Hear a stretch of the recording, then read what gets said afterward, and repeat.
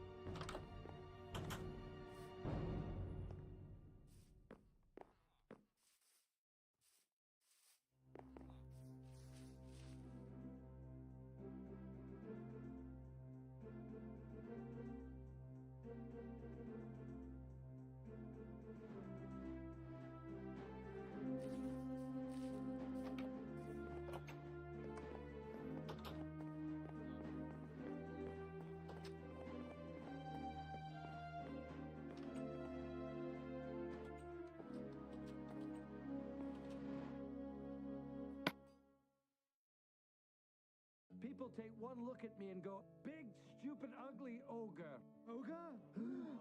Hey, Shrek, when we met, I didn't think you was just a big, stupid, ugly ogre. Yeah, I know.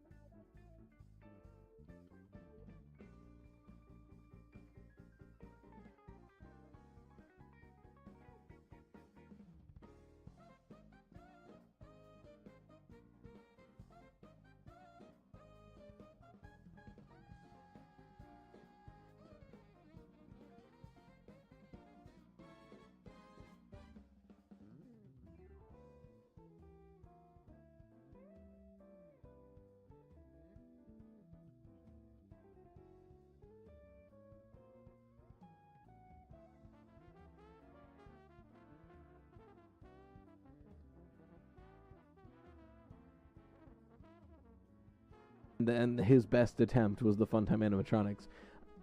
If that is true, which I think there's merit to the Mimic, Arnold is able to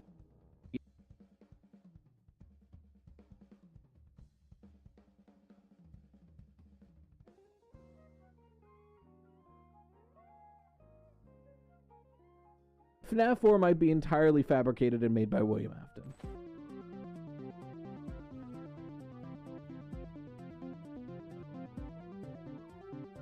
Ladies, gentlemen, and those with the good sense to do away with the whole notion, I welcome you to the premier audio medium for all your Fazbear entertainment needs. The Freddy Fazbear Pizza Podcast. Note, FFPP is not responsible for any loss of appetite, disinterest, dismemberment, or other legally classified statuses. So strap in and enjoy. Hello, everybody. Welcome back to the Freddy Fazbear Pizza Podcast. I'm your host with the host, Rytos, here to talk about Five Nights at Freddy's, like we always do. Disregard the big fucking box in the background. I'm swapping out walking pads because I bought one that was broken. Anyway, I totally forgot that was in frame. Last week, we went over pretty much all the lore that's like direct in the games for William Afton. And I mentioned that we were like kind of halfway through the process, because if you remember what we do with the characters, we do the direct, just stated lore with a little light speculation. Then we go over the speculative lore, and then I like doing the timeline. Yeah, so we only did the direct lore. There's a lot of stuff about William Afton in Five Nights at Freddy's, go figure. So if you didn't watch last week's episode, you're going to want to watch it. Today we're starting off where we left off. We did all the direct, written canon lore. Now we are doing all the speculative lore, the things that we like are pretty sure about, the things that we have to connect some dots to get to, and by God, if we have time, a timeline. So what are we like pretty sure about William Afton? That's the question. Like, what do we like have a good idea about William Afton and his whole deal? I think we go game by game. I think that makes the most sense. Like we had already with the direct lore. So speculate. So what are we like pretty sure about William Afton? That's the question. Like, what do we like have a good idea about William Afton and his whole deal? I think we go game by game. I think that makes the most sense. Like already with the direct lore. So speculate. So FNAF 1, as it's written, doesn't even have a lot of like speculative lore or evidence about William Afton. You know, like there was a time people thought that the phone guy was William Afton. That's patently false at this point. But we should bring up Follow Me, right?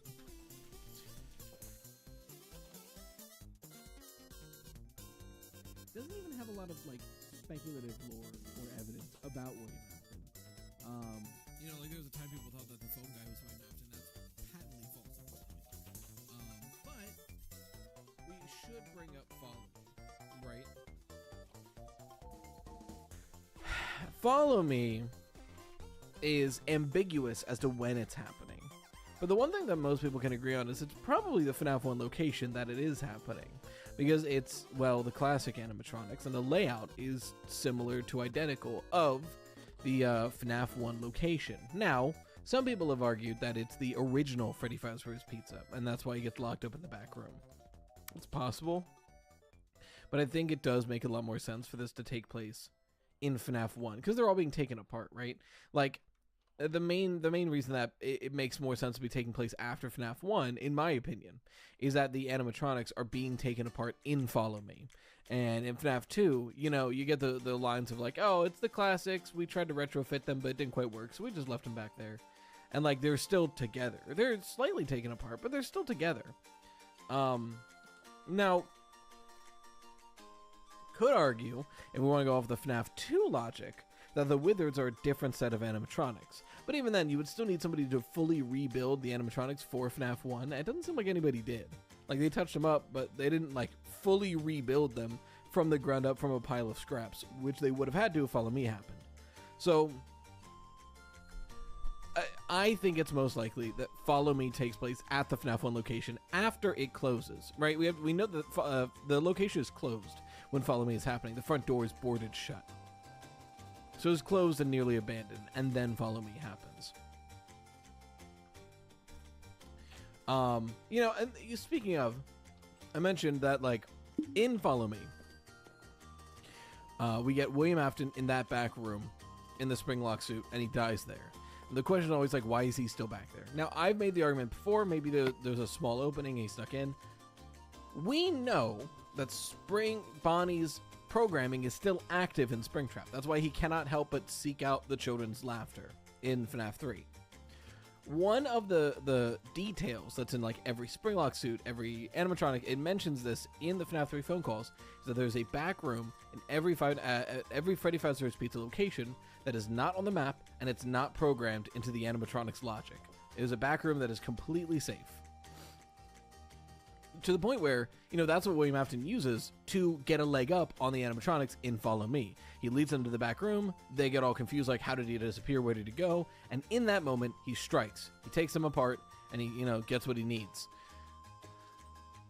Because of that, I think that might be why William Afton is stuck in that back room for so long. It might not be that he's physically stuck in the back room. It might be Spring Bonnie is in show mode, right? If the spring locks have activated, Spring Bonnie is in show mode, and a show mode Spring Bonnie doesn't understand a back room. It cannot path its way out of there. So he might have been trapped there, not necessarily because he, like, was locked back there, but maybe because he was literally in show mode, cannot move Spring Bonnie. You know, we see that extended shot in FNAF 3 where it's Springtrap sieging, just like having the spring locks activated. But for all intents and purposes, the spring locks are activate dead. He's continually pulsing. He's like shaking for the whole trailer in that slumped over position. I wonder if we've been misinterpreting those shakes. I wonder if it's not that this is the spring locks continually hurting him, but it's William Afton trying desperately to leave the back room and get out of there, but the Spring Bonnie suit is locked in show mode, and since it's in the back room, it is locked into a deactivated state and will not move until it's removed from the back room. I could see that. It's essentially William Afton banging against the walls of his cage trying to leave, but unable to, until some unlucky schmuck finds him in a back room behind this false wall that had been broken into and removes him. And now once he's in the FNAF 3 location, he can do as he pleases. I see that making a lot of sense. Is that definitely what's happening? No. And that's why it's here. And also, you know, Follow Me arguably should be in FNAF 3, but there's going to be enough stuff in FNAF 3 that I thought putting in FNAF room behind this false wall that had been broken into and removes him. And now once he's in the FNAF 3 location, FNAF 1, because I think that's where it takes place, makes sense. Other than that, you know, we don't really get a lot of speculation. I think it's worth bringing up the convicted but not charged, or charged but not convicted. So there's something really, like, linguistically important in the FNAF 1 newspapers that I've brought up a few times that, you know, people have agreed and disagreed on me with, but I think is worth mentioning. It's the FNAF 1 newspaper clippings. Yeah, the, like, missing child incident paragraphs. 5 children now reported missing, suspect convicted. Now here's the interesting thing, right? I'm going to just read this verbatim to you. 5 children are now linked to the incident at Freddy Fazbear's Pizza where a man dressed as a cartoon mascot lured them into a back room. While the suspect has been charged, the body themselves have been never found. Freddy Fazbear's Pizza have been fighting an uphill battle ever since to convince the families to return to the pizzeria. It's a tragedy. Now, what's interesting is this convicted and charged, which is like, huh? So, convicted, by definition, is having been declared guilty. And then there's charged. Oh, hold on. That's having an electric charge. Legal definition. Being charged means someone's been accused. So the difference we're seeing here is the headline says a suspect was found guilty. But the article itself says the suspect has been accused of being guilty, which is interesting. We never see who it is. Now, this goes more into the Henry Emily of it all. But a big part of every FNAF storyline is that William got away with a missing child incident.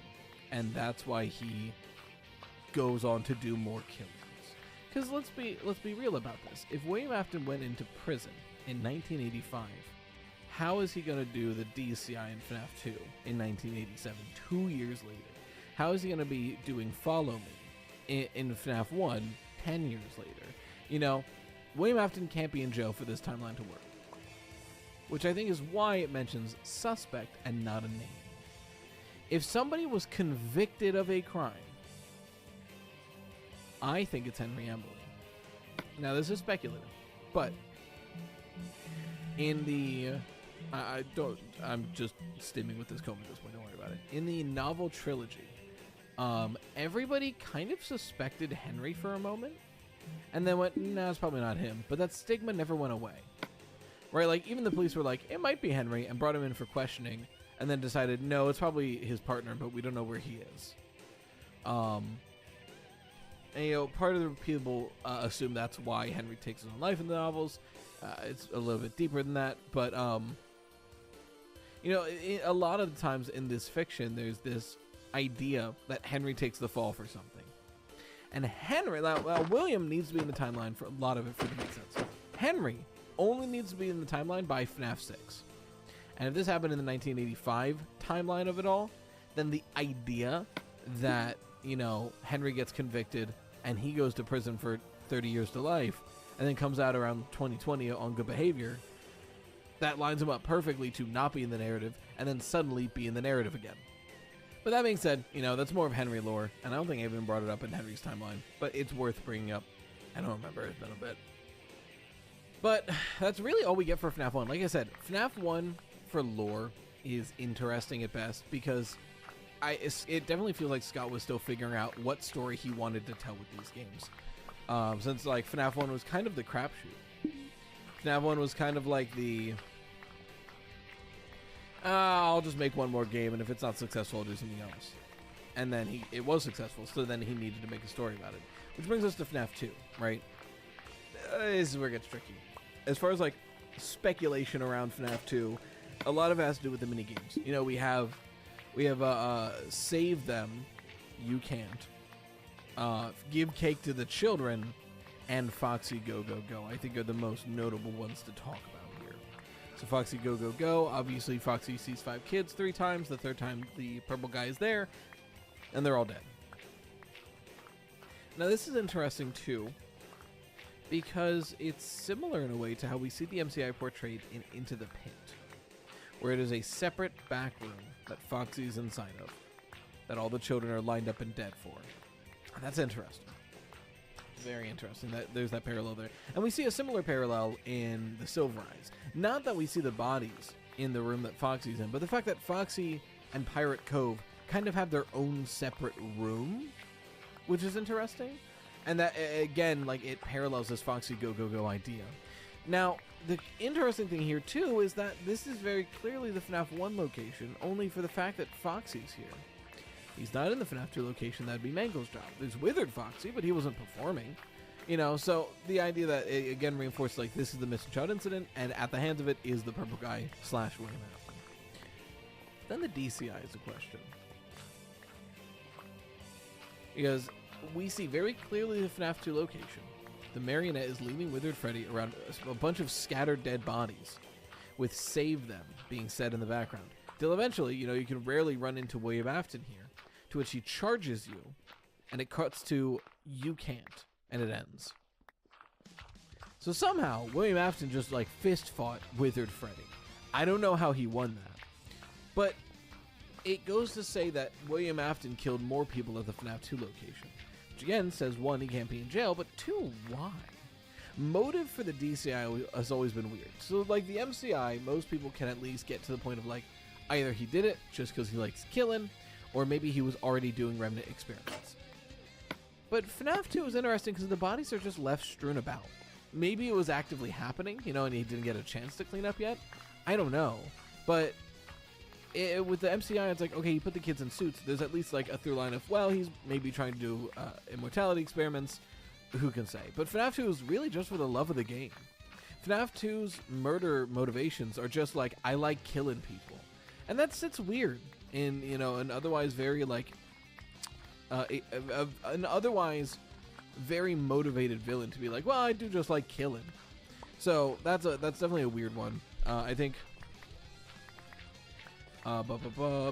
save them exposes weirdness in William's motives. Now, I've made the argument that he's doing this to get a reaction out of the animatronics because he thinks they're possessed.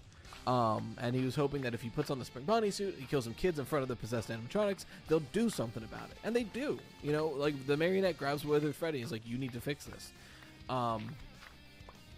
So in that sense, you know, William then learns possession is possible. Clearly, it worked on these two. So it's definitely weird, but, you know, the speculation around FNAF 2 has always been a little weird. And then there's FNAF 3. Standing up. Because even though I drank my coffee, with bright lights while I'm sitting down, I'm too tired to keep my eyes open. I should just record standing up from now on. I don't know why I don't do this. FNAF 3 is a lot of speculation around it, obviously, because like, huh?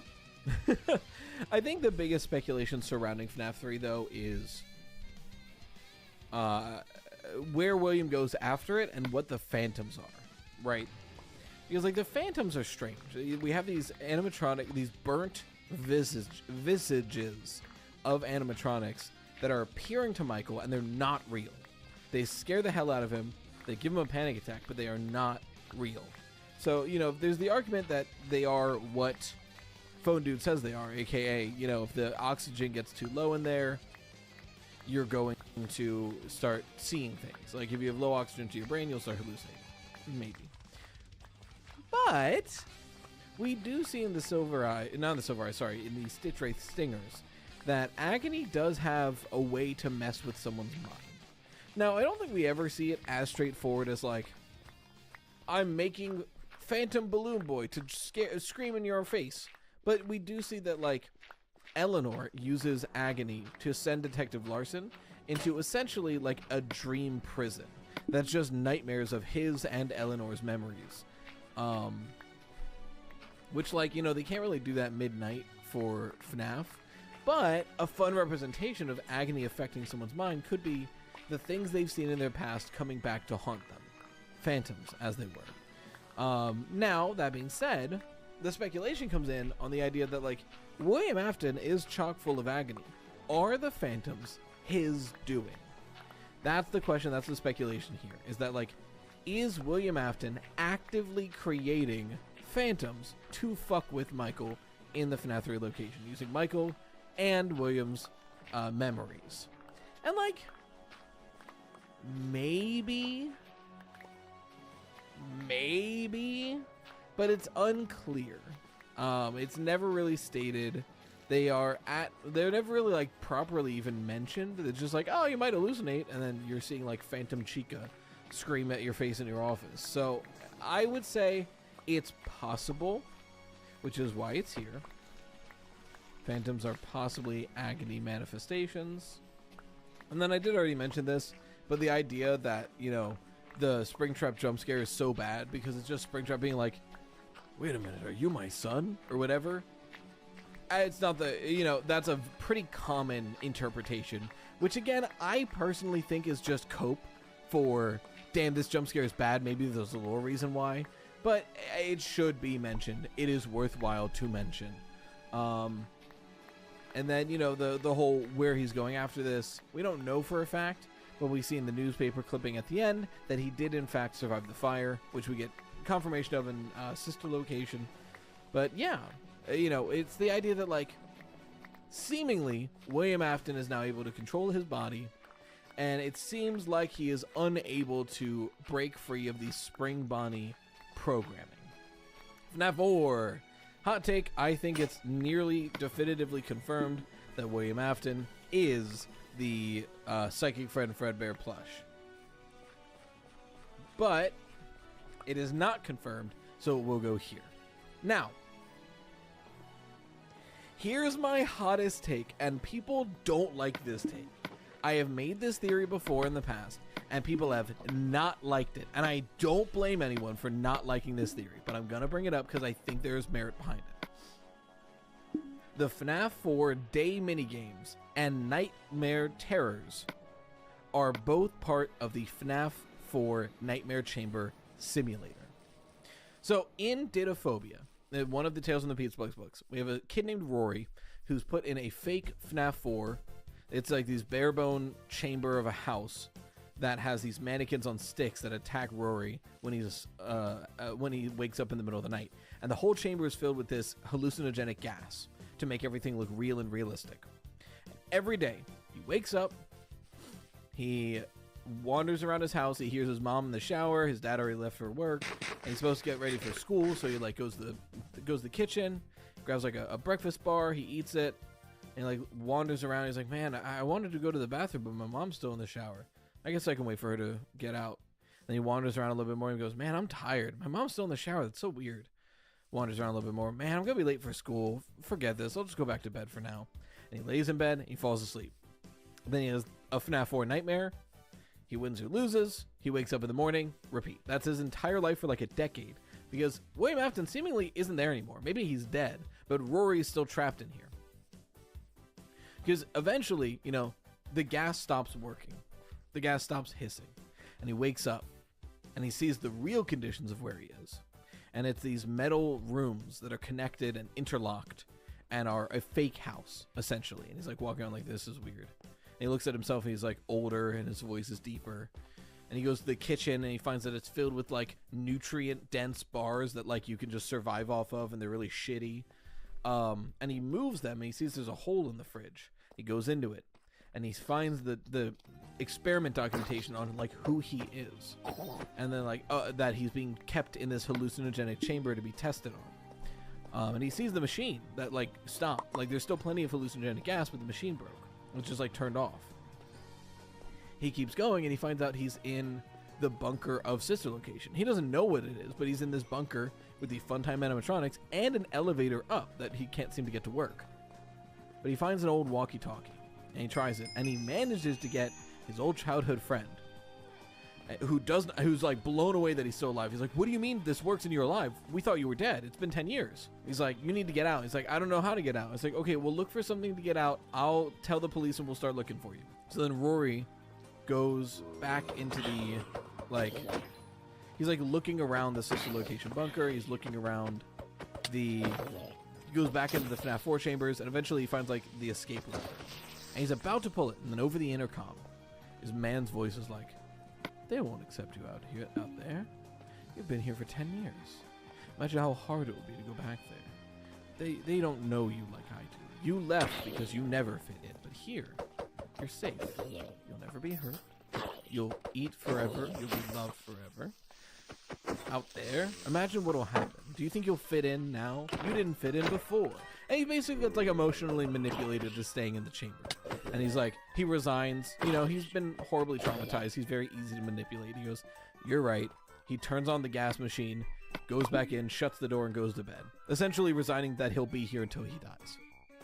And the most insidious part about it is in the last sentence of the book, that emotional manipulation is revealed to be a tape recorded message. It clicks and begins to rewind. Essentially, if he opens that cabinet, that plays over the intercom. So it's just further proof that like no one's watching him. He's just stuck in this forever prison. So the idea of a chamber where you are having endless nightmares and then you wake up and you wander around a place that like nothing really happens and then you go back to bed, that is exactly the FNAF 4 gameplay. It is, you know, you're having this nightmare and you wake up, and as the crying child, you're wandering down the street to your Fredbear's Family Diner. You walk in, you have a panic attack, and your Fredbear goes like, tomorrow's another day. We'll try again tomorrow. What if that's literally, we'll try again tomorrow, go back to bed? So hear me out.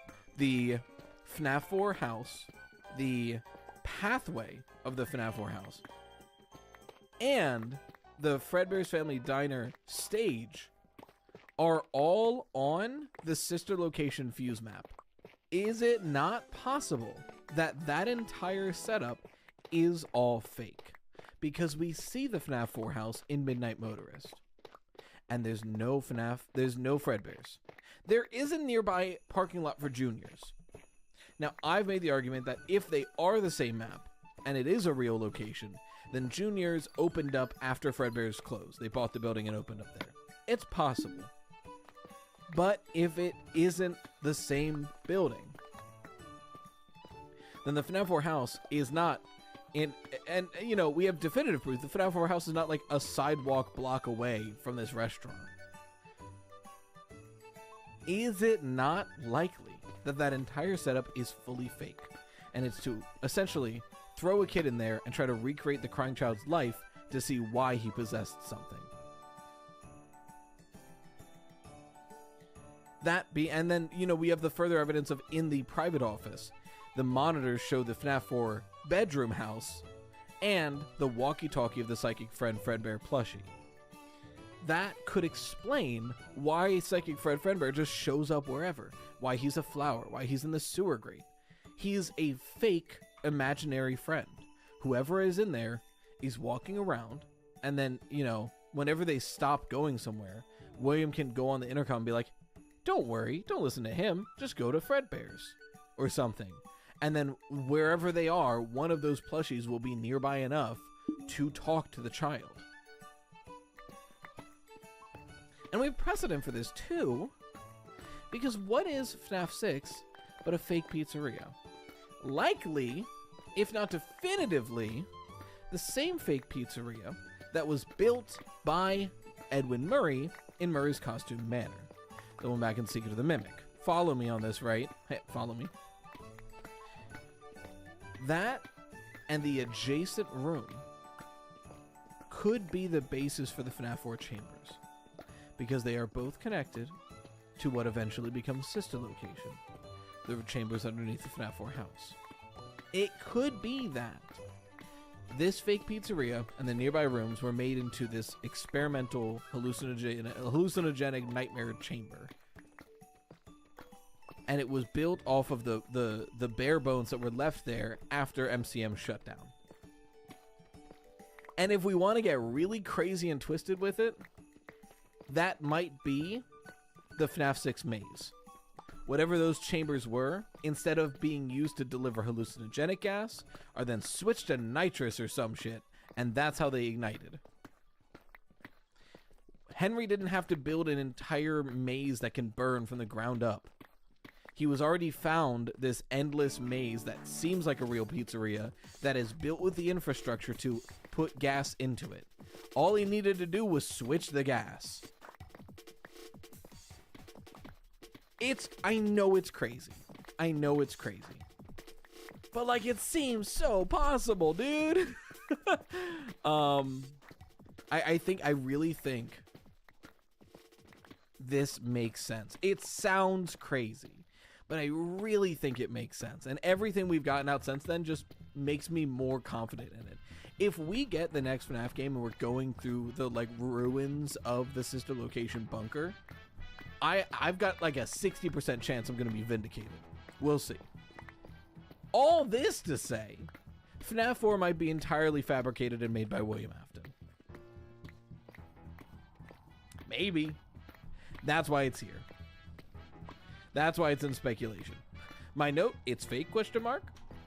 Sister Location. Moving on. Sister Location, see above. Because Sister Location and FNAF 4 are kind of hand in hand in that theory. I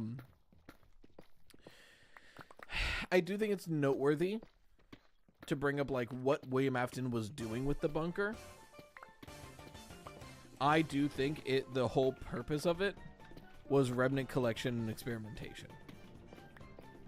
That's why we have the scooper. That's why we have these animatronics that seem to be able to morph and shape weirdly and contain a lot of metal. And I really think the whole purpose of Sister Location was, well, let's test it out on the Fun Times. We'll keep trying it on the Fun Times, and when it works, we'll do it on Circus Baby. We'll keep Circus Baby separate because she has Elizabeth Afton's soul in it, and we don't want to compromise it. So I think that makes sense. But that is speculation. Then FNAF 6. One of my favorite theories, the Store Mister, why he looked like that theory. That essentially is saying the reason Scrap Trap looks so weird is because in between 3 and 6, he sought out the Fredbear animatronic and used that to repair himself and make modifications to no longer be tethered to the coding of Spring Bonnie. And also repair himself after the fire. Because of that, that is where Cassidy's soul attaches to him. I like the theory a lot, but that is fully speculation. And then Midnight Motorist. It's Willie. Yes, that's speculation, because we don't know who the guy Midnight Motorist is. I think it's almost definitively William Afton. FNAF World, not really anything direct. Ultimate Custom Night, we know for near certain he's the main character of it. So I don't really think, there's not much speculation here. Because it really, I touched on this in the last episode, it seems pretty definitive that he's the guy for Ultimate Custom Night. Now, as far as speculation for Help Wanted goes, we already touched on the fact that, like, if, you know, since Glitchtrap's goal is to dig down into FNAF 6 and uncover William Afton, it doesn't really make sense for William Afton to have haunted Glitchtrap. How would that have worked if Glitchtrap is, though, it's a paradox, you know, like Glitchtrap, what came first, the chicken or the egg? Like, Glitchtrap can't dig up William Afton if William Afton was used to make Glitchtrap. You know, after that, all bets are off. But before that, it doesn't make a lot of sense. As far as William Afton's influence, you know, we see it more in, like, Security Breach and Help Wanted 2. It does seem like, once he was dug up, William Afton's influence starts affecting Glitchtrap and the others. In what way? We really don't get a lot of time to know. It's really full speculation here, because, like, there's not really, like, we don't... Burn Trap is tacked on at the end of Security Breach and hasn't been seen since. So as far as, like, what William Afton is responsible for, you just gotta say, well, this makes more sense to be William Afton's doing, so that's what it is. And there's no reason why besides, it makes more sense. Secret of the Mimic, though, we gotta bring up that, like, hey, why does the FNAF 4 bedroom look near identical to David's bedroom? That's weird.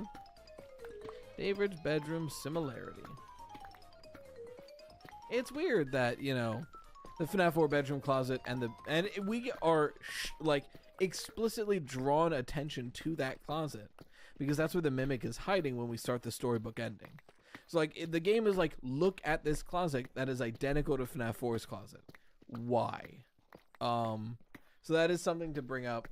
There's a lot of theories on it. You know, there's God David theory. I personally think that if anything, one, it's possible that, you know, after some damage to it, they remodeled and that was remained, but it seems a little out there. If FNAF 4 is fully fake, then that could be why. You know, you get the sense that, like, William Afton may have been helping Fiona, F10 and 4 to better understand the Mimic in the hopes that he could better understand the Mimic. And in doing that, maybe that's why he originally made the FNAF 4 chambers. Maybe they were originally made to do experiments on the Mimic. And then when that didn't really go anywhere, then he began experimenting on humans. Maybe. But if so, that would explain why the closet is the same that it was in David's bedroom to, like, give him that sense of familiarity. It's possible. Oh, we're at 36 minutes on the recording, but I know I took a couple breaks there. So that's all speculative evidence of William Afton. So I think it's time we try to make a timeline here. Which is basically just the FNAF timeline. So hold on to your butts. But in the 70s, William Afton was part of the Fazbear brand, likely the CEO or higher up, and he wanted to, the first thing we know he did is he wanted to buy up Murray's Costume Manor. So he signs a contract with Murray's Costume Manor to make a fake pizzeria and keeps extending the contract wasting their time and wasting their money to hurt an already struggling business. And while doing that, is poaching employees actively to that business, and eventually is able to crush it and buy it up. I also think this is where we acquire Henry Emily as an asset, but I went into that on the Henry analysis episode. So at this point, William Afton now has strengthened Fazbear's and has bought a whole lot of new technology. So that now we know Fredbear's Family Diner already exists. Freddy Fazbear's Pizza is going to exist in about 5 years. So we have this interim where it's just Fredbear's Family Diner, and they're ramping things up. But I think this is when a lot of redevelopment begins to happen. I think the sister location bunker begins being redeveloped underneath the FNAF 4 house. Because if we move into the reason I say this is because the Murray, old Victorian manor is in the same spot that the FNAF 4 house is in the Fall Fest, cutscenes. So in the Fall Fest lobby of Help Wanted, we see that house on the hill, and it's the FNAF 4 house. And we're in this valley next to it. And then there's this big lake next to us. And then in Secret of the Mimic, further from the parking lot is a big lake in the valley right next to that manor. And then we continue this logic that this has all been the same plot of land. If eventually the Security Breach Pizzaplex is put here, which it seems likely because the same pizzeria is underneath both of them, then the FNAF 4 house is near the Security Breach Pizzaplex, so on and so forth. And we know that the FNAF 6 bunker is connected to sister location for the reasons I specified earlier. So, it's this big FNAF 4 house, sister location bunker, current restaurant, fake pizzeria connected by tunnels. That's been there for a long time. It's this point when that starts being phazified, right? It was Murray's house, and then Murray's little underground labs, and then tunnels that connect to the fake pizzeria and the Murray's Costume Manor. It's now being renovated over this course of 5 to 10 years to William Afton's house, the sister location bunkers, tunnels that connect to the fake pizzeria, and then I guess Freddy Fazbear's Pizza. For now, right? The new restaurant, rather. That goes well until eventually, in 1983, because he's too busy doing fuck all else, Michael Afton kills the crying child in the prank gone wrong. And it's at this point I think William Afton really becomes an antagonist. Now, he was already a shitty guy, but I think this is when it ramps up. He's looking into his business practices. He's looking into the Mimic, because he acquires the Mimic in the 70s, right? We are pretty sure that, the whole point of Secret of the Mimic is that they're trying to acquire the Mimic. So the question is, what does he do with the Mimic? The fact that, the last we see of it, it's walking off into the distance, but the next time we see it, it's locked in the FNAF 6 location. So it was captured at some point. So what was he doing with it? I don't know. But whatever he was doing with it, he was too busy doing that to watch his own kids, and then his kid dies. So he takes Michael Afton, he throws him in the FNAF 4 chambers. He's like, you know what? Obviously, you can't watch your brother, and I can't watch you. Into the nightmare chamber forever you go. And then he starts observing how that affects Michael Afton. Production on Freddy Fazbear's Pizza is complete at this point. So Freddy Fazbear's opens up right above it, and you can keep an eye on that there. And in the meantime, he starts working on Circus Baby's Pizza World. It's as a way to recreate what happened to the crying child. It's well, if we can recreate what happened to the crying child, we can find out how to maybe fix him. So, Circus Baby's Pizza World starts being made. Eventually, right before it opens up, it kills Elizabeth. He's like, shit, I did it again. So, shuts down Circus Baby's Pizza World, moves everything into the bunker under his house. But he notices Circus Baby's possessed. That's suspicious. So then FNAF 2 opens up, and so it's hard to go over William Afton's timeline without just doing a full FNAF timeline. Because FNAF 2, at this point, would likely... We completely missed the Missing Child incident. That's what happens for speedrunning this shit. So, before Circus Baby's Pizza World, he's trying to figure out if there's any way to fix the crying child. Because if he can, then he can be immortal too. So, he's looking into it. He's like, well, he died with one of these suits. So what if I kill a kid and put him in a suit? Missing child incident. Is that great motivation? No. But we never really have great motivation for William Afton this early on. Missing child incident shuts down the Freddy Fazbear's Pizza. We move to FNAF 2. Why do we move to FNAF 2? That's the question. Well, there's a couple possible reasons. For one, this goes into legal theory, where I had the idea that William Afton, since Freddy Fazbear's Pizza is a publicly traded company, William Afton would not retain the assets in the event of a bankruptcy. And if he wants the assets, he needs a running business. So maybe that's part of the reason. You know, we need Freddy Fazbear's 2 so I can get access to the animatronics that are currently held by shareholders. Possible. Another possibility, we wanted to try something else. You know, the toy animatronics, which are shinier and newer, but because of them, you know, they are ample to be experimented on. Possible. There's a couple reasons for it. It's not incredibly clear why. But FNAF 2 location opens up. William Afton gets on his bullshit again. Where he goes and does the DCI, essentially. He puts on the Spring Bonnie suit and kills a bunch of children. Now, question is why? I think the most likely explanation at this point is getting a reaction. So it's like, okay, the kids have been stuffed in these suits and they're still not reacting. What if I recreate their trauma in front of them? Do I get a reaction? It's possible. Maybe that's the motivation. Motivation for William Afton is one of the hardest things to get. We know, like, we're pretty sure on, like, what he did. The why he did is the big question mark. But, you know, without arousing suspicion, he needs someone to try to reclaim any assets, try to get a closer look. So he pulls Michael Afton out of the nightmare chamber. He says, go, get a closer look, take apart some of those animatronics for me. Michael Afton gets caught and fired, puts him right back in the chamber. He's like, damn, that didn't work. Then FNAF 2 closes down for obvious reasons. Damn, that didn't work. So at this point, he needs another business to get a hold of the animatronics again. And or he wants to try again in general. Again, the reasons these locations open up, not super clear. Or it got bought up by a third party and William Afton needs to sneak in. That's also possible. It is possible that just some business guy thought he could make a quick buck and opens it up. Because that's directly what happens in The Storyteller. The reason the Pizzaplex opens in the first place, according to Tales from the Pizzaplex, is that some rich kid was like, I knew if I found a business that everybody hated, I could buy it for cheap, flip it for profit, and sell it. That's the whole reason the Pizzaplex opens in the short stories. So that could just be the reason why some of these restaurants open. We're never sure. It's never specified.